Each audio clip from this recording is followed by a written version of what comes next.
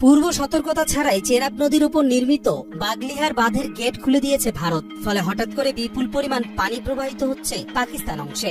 এর ফলে নদী তীরবর্তী এলাকাগুলোতে বন্যার সংখ্যা দেখা দিয়েছে। শুকনো মৌসুমে নদীতে পানির স্তর কম থাকায় হঠাৎ পানি বাড়লে বিপদের আশঙ্কা তীব্র হয়। ভারতের রামবানে অবস্থিত বাগলিহার জলবিদ্যুৎ প্রকল্পের অন্তত 3টি গেট গত 2 দিনে খুলে দেওয়া হয়েছে। টানা বৃষ্টির কারণে বাঁধে পানির চাপ বেড়ে যাওয়ায় এই পদক্ষেপ নেয় ভারত। যদিও ভারতীয় কর্তৃপক্ষ এই বিষয়ে আনুষ্ঠানিকভাবে কোনো ব্যাখ্যা দেয়নি। সিন্ধু পানি চুক্তি অনুযায়ী চেনাব নদীর পানি পাকিস্তানের জন্য বরাদ্দ।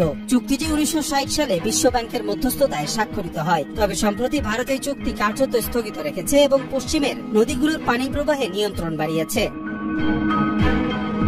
ভারতের এই আচরণ পাকিস্তানের জন্য উদ্বেগজনক। দেশটির কৃষি ও বিদ্যুৎ উৎপাদন অনেকটাই এই নদীগুলোর পানির উপর নির্ভরশীল। হঠাৎ পানি প্রবাহ বাড়লে যেমন বন্যা ও ক্ষয়ক্ষতির ঝুঁকি থাকে, তেমনি পানি আটকে রাখলে উৎপাদন ব্যাহত হয়।